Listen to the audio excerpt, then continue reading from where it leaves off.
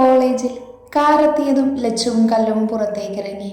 Madam, ഞങ്ങൾ ഇവിടെ തന്നെ ഉണ്ട്, എന്തെങ്കിലും ഉണ്ടെങ്കിൽ അറിയിക്കണം. ഓക്കെ. അവർ പറഞ്ഞതും കല്ലു മറുപടി കൊടുത്തിട്ട് ലച്ചുവിൻ്റെ കൈപ്പിടിച്ച് മുന്നോട്ട് നടന്നു. വാഗമര ചുവട്ടിൽ മായയും ആദവും ഇരിക്കുന്നുണ്ട്.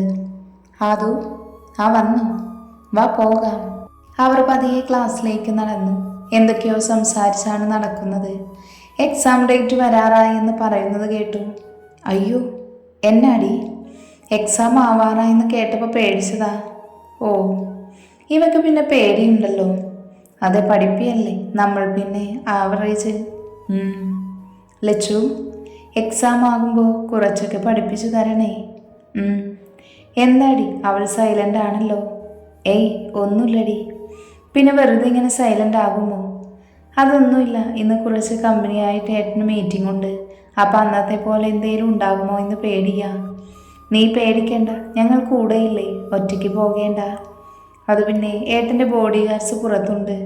ആണോ? അപ്പോൾ പിന്നെ പേടിക്കണ്ടല്ലോ. അതെ.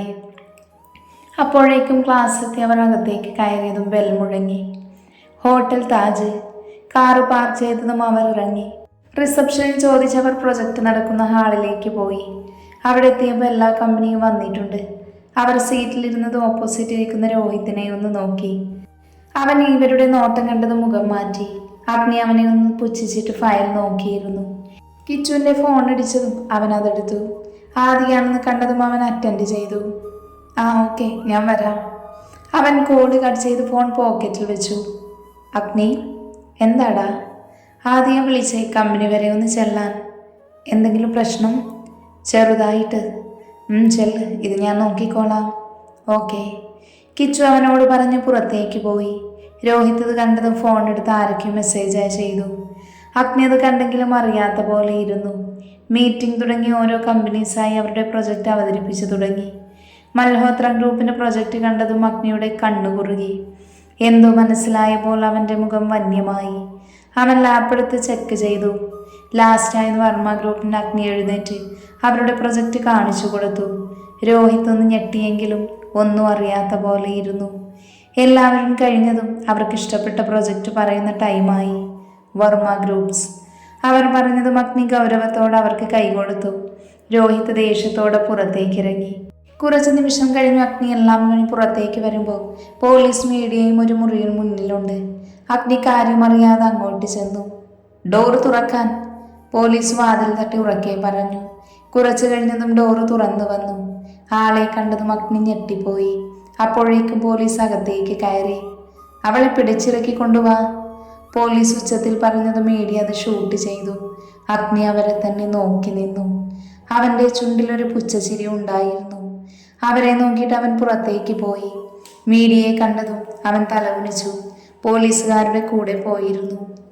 അഗ്നി കമ്പനിയിലെത്തിയതും ദേഷ്യത്തിനകത്തേക്ക് കയറി. എല്ലാവരും പേടിയോടെ പരസ്പരം നോക്കി. ക്യാബിനിലേക്ക് കയറിയതും അഗ്നി കിച്ചുവിനെ വിളിച്ചു. അഗ്നി, പെട്ടെന്ന് തന്നെ എല്ലാം മീറ്റിംഗ് അറേഞ്ച് ചെയ്യ്, എല്ലാവരും അവിടെ ഉണ്ടാകണം. ഓക്കെ. അവൻ പുറത്തേക്ക് പോയതും അഗ്നി ആലോചനയോടെ അവിടെ ഇരുന്നു. കുറച്ചു കഴിഞ്ഞതും കിച്ചു വന്നു. അഗ്നി, എല്ലാം ഓക്കെയാ? മീറ്റിംഗ് ഹാളിൻ്റെ ഡോറ് തുറന്ന് അഗ്നി അകത്തേക്ക് കയറിയതും എല്ലാവരും പരസ്പരം പേടിയോടെ നോക്കി. അത്രയും ഭയാനകമായിരുന്നു അവൻ്റെ മുഖം. എനിക്കൊന്നും ചോദിക്കാനില്ല, ആരാണിതിന് പുറകിലെന്ന് പറഞ്ഞാൽ മതി. പിന്നെ ഉണ്ടാകുന്നത് എന്താണെന്നറിയാലോ. അപ്പോൾ വേഗം പറഞ്ഞാൽ പ്രശ്നമില്ല. അതല്ല, ഞാൻ കണ്ടുപിടിച്ച പണി ഇരട്ടിയായി കിട്ടും. അവൻ്റെ വാക്കുകളും ഭാവങ്ങളും എല്ലാവരെയും പേടിപ്പിച്ചു. ആരും ഒന്നും മിണ്ടുന്നില്ല എന്ന് കണ്ടതും അഗ്നി കോട്ടിൻ്റെ ഉള്ളിൽ നിന്നും റിവോൾവർ പുറത്തെടുത്തു. അതുകൂടെ കണ്ടതും പേടി കൂടുതലായി എല്ലാവർക്കും. അപ്പം മുന്നോട്ട് വരുന്നില്ല ആരും. ചെയ്ത ആളറിയാമെങ്കിൽ ആരാണെന്ന് പറഞ്ഞാലും മതി. എന്നിട്ടും ആരും മിണ്ടിയില്ല. അഗ്നി കണ്ണടച്ച് തുറന്നു. നിന്നെ ഞാനായിട്ട് അവിടെ വന്ന് പിടിച്ച നിന്റെ മരണം ഉറപ്പാണ്. അഗ്നി പറഞ്ഞതും അവരുടെ കൂടെയുള്ള ആൾ ഉമിനീരിറക്കി നെറ്റിയിലെ വിയർപ്പ് തുടച്ച് കളഞ്ഞു. അപ്പം ഞാൻ തന്നെ വരാമല്ലേ? അഗ്നി മുന്നോട്ട് വരും തോറും എല്ലാവർക്കും പേടിയായി. കൂട്ടത്തിലൊരുത്തനെ അഗ്നി പൊക്കിയെടുത്ത് നിലത്തേക്കിട്ടു. അവൻ വേദന കൊണ്ട് പുളഞ്ഞു. എല്ലാവരുടെയും കണ്ണ് അവൻ്റെ മുകളിലായിരുന്നു. വേദനയോടെ അലറി വിളിച്ചു പോയി അയാൾ. എല്ലാവരുടെയും കണ്ണവൻ്റെ മേലെയാണ്. അഗ്നി ദേഷ്യത്തോടടുത്തേക്ക് ചെന്നു. അവൻ്റെ ഷർട്ടിൽ പിടിച്ചു വലിച്ചു പൊക്കിയെടുത്തു. ഇപ്പം നിനക്കൊന്നും പറയാനില്ലേ? സോറി സർ, ഞാൻ വേണ്ട, ചതി അതുമാത്രം ഞാൻ ക്ഷമിക്കില്ല. സർ, അവർ ഭീഷണിപ്പെടുത്തിയപ്പോൾ നിനക്ക് പറയാൻ സമയമുണ്ടായിരുന്നു. ഇനിയൊന്നും കേൾക്കണമെന്നില്ല. സർ. കിരൺ, ആ സ്റ്റീഫനോട് വരാൻ പറയും. ഇനി ഇവനെവിടെ വേണ്ട. സർ പ്ലീസ്, ഞാനിനി. കിരൺ. അഗ്നിയുടെ വിളിയുടെ അർത്ഥം മനസ്സിലായതും കിച്ചു വന്ന് അവനെ പിടിച്ചുകൊണ്ട് പുറത്തേക്ക് പോയി. എല്ലാവർക്കും പിരിഞ്ഞു പോകാം. അഗ്നി പറഞ്ഞതും പേടിയോടെ സ്റ്റാഫെല്ലാം പുറത്തേക്ക് ഇറങ്ങി. അഗ്നി. ആദിയും കാർത്തിയും അവൻ്റെ അടുത്തേക്ക് വന്നു. അവിടെ എന്തായി? ഞാൻ എക്സ്ട്രാ പ്രൊജക്റ്റ് ഒരെണ്ണം ചെയ്തു. അതുകൊണ്ട് തന്നെ പ്രശ്നമൊന്നും ഉണ്ടായില്ല. എന്നാലും ഇവനൊക്കെ എങ്ങനെ അവൻ്റെ വായിൽ ചെന്ന് ചാടുന്നേ? ആവോ. എന്താടാ? ഏയ് ഒന്നുമില്ല, നീ അത് വിട്. രോഹിത് ദേഷ്യം കൊണ്ട് വിറച്ചു. എന്തൊക്കെ ചെയ്തിട്ടും അഗ്നിയെ തകർക്കാൻ പറ്റാത്തത് അവന് സഹിച്ചില്ല. രോഹിത്. Yes dad. എന്ത് സംഭവിച്ചത്? അറിയില്ല ഡാഡ്. അവരുടെ പ്രൊജക്റ്റ് അല്ലേ നമ്മൾ പ്രസൻറ്റ് ചെയ്തത്? അതെ, അവരുടെ ആയിരുന്നു. പക്ഷേ അഗ്നി പെട്ടെന്ന് തന്നെ വേറൊരെണ്ണം അവിടെ പ്രസൻറ്റ് ചെയ്യുമെന്ന് അറിഞ്ഞില്ല. അവൻ മുൻകൂട്ടി കണ്ടിട്ടുണ്ടാകുമോ? അറിയില്ല. ഇനി അവൻ ചതിച്ചോ? അതിന് വഴിയില്ല. ഷേ, അവൻ്റെ മുന്നിൽ പിന്നെയും ഞാൻ തോറ്റു. സമയമുണ്ട്, അതുവരെ നീ കാത്തിരിക്ക്. അവൻ മൂളിയതും അയാൾ പുറത്തേക്ക് പോയി. ഫോൺ ബെല്ലടിച്ചതും അവനത് എടുത്തു നോക്കി. അഗ്നിദേവൻ കണ്ടതും അവൻ കോൾ അറ്റൻഡ് ചെയ്തു. ഹലോ. എങ്ങനെ എന്നെ തകർക്കാമെന്ന് ആലോചിക്കുവാണോ? ഡോ. അടങ്ങടാ. നീ എൻ്റെ കമ്പനിയിൽ കയറി കളിച്ച ഞാൻ അറിയില്ലെന്ന് കരുതിയോ? നീ അഗ്നിദേവാണെന്ന് ഞാൻ ഓർത്തില്ല. അതെ, ഞാൻ അഗ്നിദേവാണെന്ന് അറിഞ്ഞിട്ട് വേണം കളിക്കാൻ. നീ കാത്തിരുന്നോ, ഞാൻ വരും. നീ വരണം. അവൻ കോഡ് കട്ട് ചെയ്ത് ഫോൺ എറിഞ്ഞു. തലമുടിയിൽ പിടിച്ചു വലിച്ചു. ടേബിളിലുണ്ടായിരുന്നതെല്ലാം തട്ടി താഴെയിട്ടു. ശബ്ദം കേട്ട് അവൻ്റെ പി അകത്തേക്ക് വന്നു. സർ. അവൻ്റെ അടുത്തേക്ക് വന്ന് ചേർത്ത് പിടിച്ചു. അവൻ തിരിഞ്ഞ് അവളെ വരിഞ്ഞു മുറുക്കി കെട്ടിപ്പിടിച്ചു. ഐ നീഡ് യു, അവൻ പറഞ്ഞുകൊണ്ട് അവളെ ബെഡിലേക്ക് വലിച്ചിട്ടു. മീറ്റിംഗ് കഴിഞ്ഞ് ഹോട്ടൽ മുറിയിലാണ് നരേഷും രോഹിത്തും കൂടെ അവൻ്റെ പുതിയ PA സോണിയും. ടി വിയിലൂടുന്ന ന്യൂസ് കണ്ടുകൊണ്ടിരിക്കുവാണ് അച്ചാച്ചനും അച്ചമ്മയും അമ്മമാരും. അച്ഛാ, കണ്ടു. ഇവൾക്ക് ഒരിക്കലും നന്നാവില്ല. എന്നാലും ഇങ്ങനെയൊക്കെ. സുഭദ്രയ്ക്ക് വിഷമമുണ്ടോ? ചെറുമകളായി പോയില്ലേ? എന്നാൽ അത് വേണ്ട. അവർ ചെയ്തതിന് അവർക്ക് കിട്ടിക്കോളും. മതി, അത് നിർത്തിയേക്ക്. അത്രയും പറഞ്ഞ് അച്ചാച്ചൻ എഴുന്നേറ്റ് പോയി. പുറകെ അച്ചമ്മയും. അമ്മമാർ TV ഓഫ് ചെയ്ത് പരസ്പരം നോക്കി. എന്നാലും എൻ്റെ ഏട്ടത്തി, ആ പെണ്ണ് ഇങ്ങനെയൊക്കെ. നമുക്ക് എന്ത് ചെയ്യാൻ പറ്റും? അവളൊന്നും ഒരിക്കലും നന്നാവില്ല. ഞാനിതൊക്കെ പ്രതീക്ഷിച്ചതാ. നാണക്കേട്. ശരിയാ. ആ വിഷയം ചർച്ച ചെയ്യാൻ താല്പര്യമില്ലാതെ അവർ അത് അവസാനിപ്പിച്ചു. രവി തലയ്ക്ക് കൈ കൊടുത്തിരിക്കുവാണ്. നിങ്ങൾക്കൊന്നും പറയാനില്ലേ? അത് സർ, ജാമ്യം എടുക്കുന്നുണ്ടെങ്കിൽ എടുക്കാം, ഇല്ലെങ്കിൽ നേരെ ജയിലിലേക്കാണ്. രവി എഴുന്നേറ്റ് പുറത്തേക്ക് ഇറങ്ങി ഫോൺ എടുത്ത് ആർക്കോ വിളിച്ചു. കുറച്ചു കഴിഞ്ഞ് ഒരാൾ വന്ന് അയാളുമായി അകത്തേക്ക് കയറി. സർ, ഞാൻ അഡ്വക്കേറ്റ് ശർമ്മ. ശ്രേയയെ ജാമ്യം എടുക്കാൻ വന്നതാ. അയാൾ പേപ്പർ കൊടുത്തതും അതെടുത്ത് നോക്കി. കോൺസ്റ്റബിൾ. സർ. അവളിങ്ങോട്ട് വിളിക്കടോ. SI പറഞ്ഞതും കോൺസ്റ്റബിൾ ശ്രേയയെ വിളിച്ചുകൊണ്ട് വന്നു. ഇവിടെ ഒപ്പിട്ടിട്ട് പോയിക്കോ, ഇനി മേല ഇതുപോലെ കണ്ടുപോകരുത്. അവളെ നോക്കി കടുപ്പിച്ചു പറഞ്ഞതും അവളൊന്ന് പുച്ഛിച്ചു. എന്നിട്ട് കാണിച്ചു കൊടുത്ത സ്ഥലത്ത് ഒപ്പിട്ട് കൊടുത്തു. ഇനി കൊണ്ടുപോകാം. Thanks sir. വക്കീൽ പറഞ്ഞതും രവി അവളെ കൂട്ടി പുറത്തേക്ക് ഇറങ്ങി. ശ്രേയ ആരെയും നോക്കാതെ വണ്ടിയിൽ കയറിയിരുന്നു. രവി അയാളുടെ യാത്ര പറഞ്ഞ് വണ്ടിയിലേക്ക് കയറി. വീടെത്തുന്നവരെ അവർ മിണ്ടിയില്ല. കാർ നിർത്തിയതും ശ്രേയ അകത്തേക്ക് കയറിപ്പോയി. ശ്രേയ, എന്താ? നീ എന്തു പണിയാ കാണിച്ചത്? എന്താണെന്ന് അറിയില്ലേ? ഞാൻ എനിക്കിഷ്ടമുള്ള പോലെ ജീവിക്കും. നീ എങ്ങനെ വേണമെങ്കിലും ജീവിച്ചോ. ഇനി ഇതുപോലൊരു കേസ് ഉണ്ടാകരുത്, അത്രേ എനിക്ക് പറയാനുള്ളൂ. രവി പറഞ്ഞതും അവൾ പുച്ഛത്തോടെ അത് പറഞ്ഞ് മുറിയിലേക്ക് കയറിപ്പോയി. ക്ലാസ് കഴിഞ്ഞ് വണ്ടിയിൽ കയറിയപ്പോഴും ലച്ചു പേടിയോടെ ചുറ്റും നോക്കുന്നുണ്ട്. മാഡം, സേഫാണ്, പേടിക്കാൻ മാത്രം ഒന്നുമില്ല. ബോഡി ഗാർഡ് പറഞ്ഞതും അവളൊന്ന് പതിയെ ചിരിച്ചു. കള്ളച്ചിരിയോടെ അവരെ നോക്കിയതേയുള്ളൂ. കുറച്ച് സമയത്തിനു ശേഷം വീട്ടിലെത്തിയതും അവർ അകത്തേക്ക് കയറിപ്പോയി. മായ വീട്ടിലെത്തിയ ന്യൂസ് കണ്ടതാണ് ചർച്ച. എന്താണ് കാര്യമായി സംസാരിക്കുന്നേ? ന്യൂസിൽ കണ്ടത് പറയുമായിരുന്നു. ഓ, എന്താ സംഭവം? അത് മറ്റു പെണ്ണില്ലേ, ശ്രേയ? ആ ഏട്ടത്തിയുടെ ഏട്ടൻ്റെ മകളല്ലേ? അവൾക്കെന്താ? അവളെ പോലീസ് പിടിച്ചു. എന്തിന്? ഏതോ ഒരുത്തനായി ഹോട്ടൽ മുറിയിൽ നിന്ന്. അയ്യേ, അവളൊക്കെ എന്ത് പെണ്ണാണ്? നാണമില്ലാത്ത വർഗങ്ങൾ.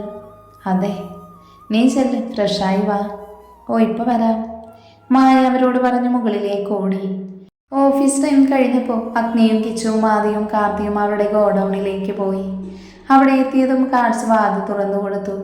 അവർ അകത്തേക്ക് കയറിയതും കസേരയിൽ കയറ്റിയിട്ടിരിക്കുന്ന അമലിനെ നോക്കി. മുഖത്തിന് ചോര ഒഴുകുന്നുണ്ട്. വേദന കൊണ്ട് മുഖം ചുളിക്കുന്നുണ്ട്. Stephen sir.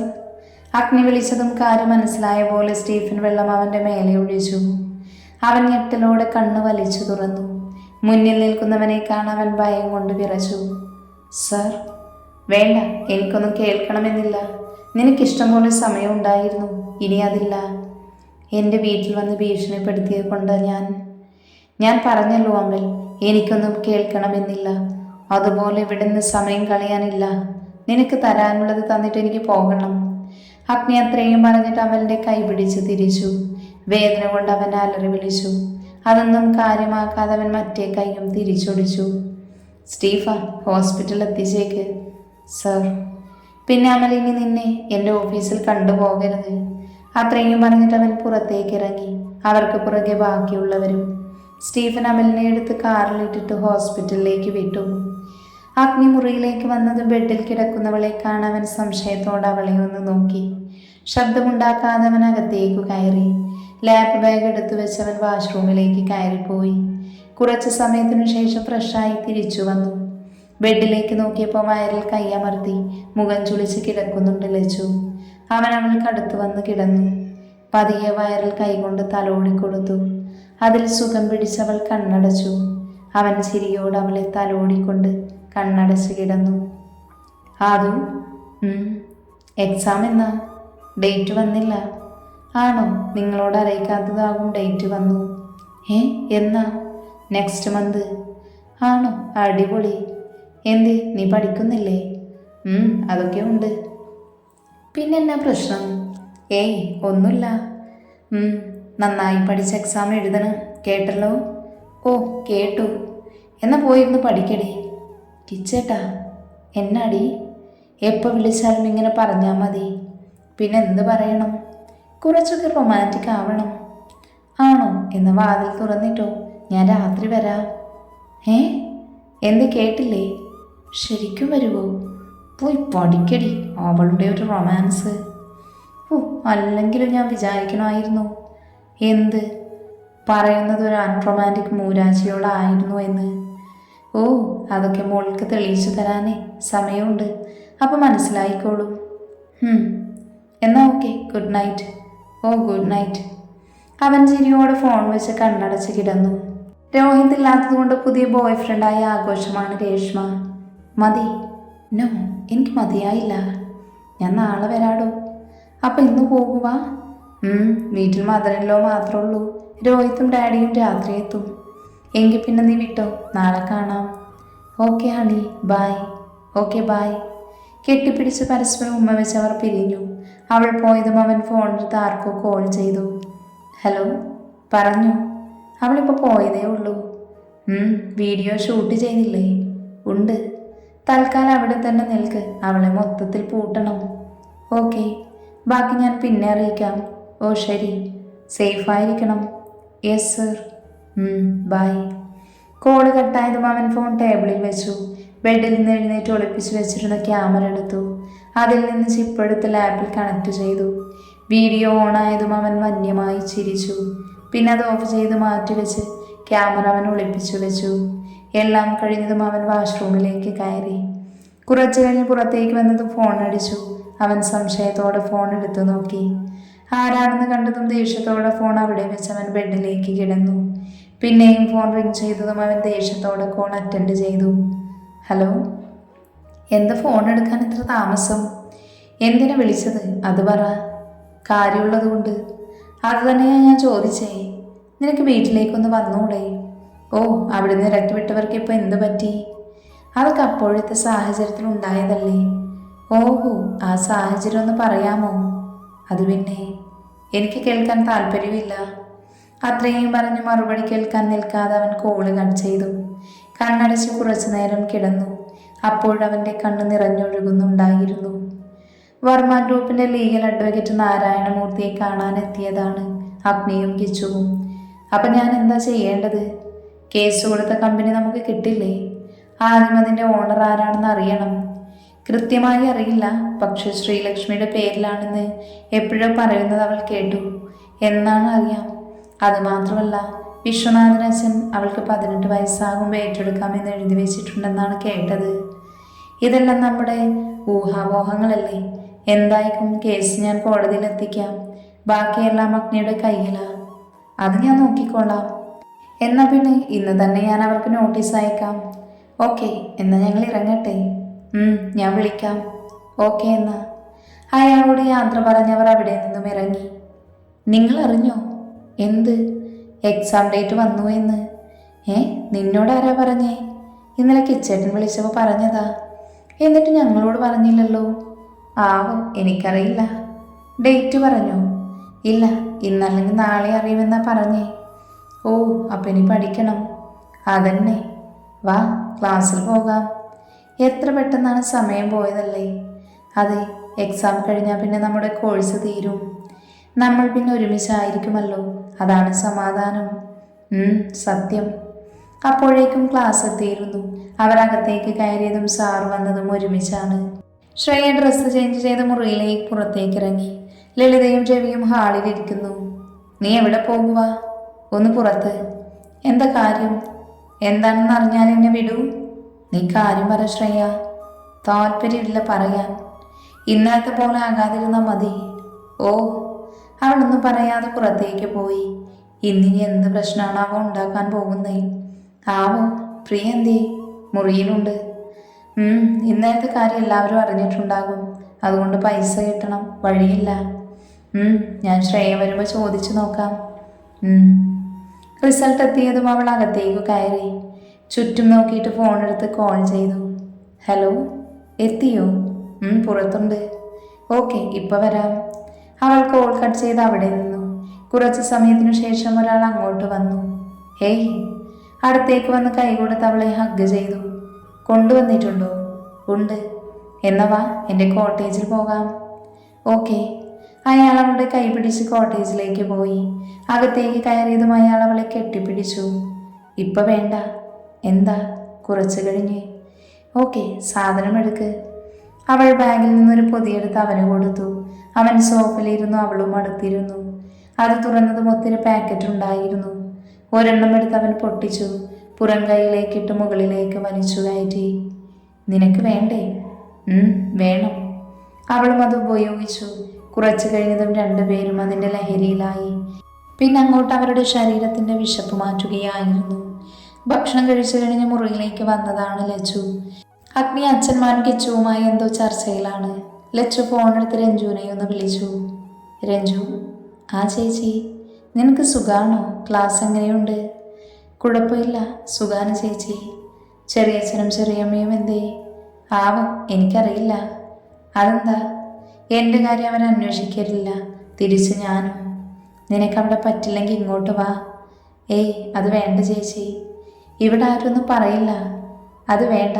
കുറച്ച് കഴിഞ്ഞ് ഞാൻ ഹോസ്റ്റലിലേക്ക് മാറും. എന്തെങ്കിലും ബുദ്ധിമുട്ടുണ്ടെങ്കിൽ പറയണം. പറയാം. നീ കഴിച്ചോ? ഞാൻ കഴിച്ചിട്ടാ വന്നേ. ആണോ? എന്നാ കിടന്നോ. ശരി ചേച്ചി. അവൾ കോൾ കട്ട് ചെയ്ത് വെറുതെ ഫോൺ നോക്കിയിരുന്നു. അപ്പോഴേക്കും അഗ്നി അങ്ങോട്ട് വന്നു. ഫോൺ നോക്കിയിരിക്കുന്നവളെ കണ്ട് അവൻ പുറകിൽ പോയി നിന്നു. ഡി. പെട്ടെന്നുള്ള വിളിയിൽ അവൾ ഞെട്ടി ഫോൺ കയ്യിൽ നിന്ന് വീണിരുന്നു. നെഞ്ചിൽ കൈവച്ച് അവൾ തിരിഞ്ഞു നോക്കി. അഗ്നിയെ കണ്ടതും കണ്ണുരുട്ടി പേടിപ്പിച്ചു. ദേവേട്ട, ഞാൻ പേടിച്ചു പോയിട്ടോ? ആണോ? നിനക്ക് പഠിക്കാനൊന്നുമില്ലടി? ഇല്ല. എക്സാം ഡേറ്റ് വന്നല്ലോ, പിന്നെ പഠിക്കാതെ ഫോൺ നോക്കിയിരുന്ന മാർക്ക് കിട്ടില്ല. ഓ, ഞാൻ പഠിച്ചോളാം. ഇന്നിങ്ങനെ പോട്ടെ. നാളെ മുതൽ ക്ലാസ് കഴിഞ്ഞ് വന്നിരുന്ന് പഠിക്കണം. ഞാൻ ബിസിയായിരിക്കും, അതുകൊണ്ട് പഠിപ്പിക്കാൻ സമയം കിട്ടില്ല. എന്നാൽ പോയി ഫ്രഷായി കിടന്നു. എനിക്ക് കുറച്ച് വർക്കുണ്ട്. ഇനി എപ്പോഴാ? സമയം ഒരുപാടായി. അതൊന്നും സാരമില്ല, നീ കിടന്നു, രാവിലെ ക്ലാസ്സിൽ പോകേണ്ടതല്ലേ. എന്നാലും ദയവേട്ടനും വാ. ഞാൻ നോക്കട്ടെ, നീ കിടന്നോ, പെട്ടെന്ന് വരാം. ശരി. അഗ്നി ലാപ്പെടുത്ത് സോഫയിലിരുന്നു. ലച്ചു അവനെ നോക്കിയിട്ട് വാഷ്റൂമിലേക്ക് പോയി. ഫ്രഷായി തിരിച്ചു വന്ന അഗ്നി ബിസിയാണെന്ന് കണ്ടതും അവൾ ബെഡിലേക്ക് കിടന്നു. ഉറക്കത്തിൽ ഫോൺ അടിക്കുന്നത് കേട്ട് അവൻ കൈ കൊണ്ട് തപ്പി ഫോൺ എടുത്തു. നോക്കാതെ അറ്റൻഡ് ചെയ്ത് ചെവിയിൽ വെച്ചു. ഹലോ, ഉറങ്ങിയോ? പാതിരാത്രി പിന്നെ ഉറങ്ങാതെ? ഞാൻ അറിഞ്ഞില്ല. ആരാ? എന്നറിയില്ലേ? ഇല്ല. ശബ്ദം കേട്ടിട്ട് മനസ്സിലായില്ല. നീയോ? അതെ, ഞാൻ തന്നെ. നീ എന്തിനാ ഈ പാതിരാത്രി വിളിച്ചേ? എനിക്കിപ്പോഴാ സമയം കിട്ടിയത്. ഒന്ന് വെച്ചിട്ട് പോകാമോ? ഇല്ല, ഞാൻ പോകില്ല. നിനക്ക് വട്ടുണ്ടെങ്കിൽ പോയി പ്രാന്താശുപത്രിയിൽ കിടക്ക്, അല്ലാതെ വെറുതെ വിളിച്ച ആളെ മെനക്കെടുത്തല്ല വേണ്ടത്. ഞാൻ വിളിക്കും. ഇനി വിളിച്ച നിന്നെ ഞാൻ കൊല്ലും. അതിന്? മറുപടി പകുതി വന്നപ്പോഴേക്കും അവൻ ഫോൺ കട്ട് ചെയ്ത് ഓഫ് ചെയ്ത് വെച്ചു.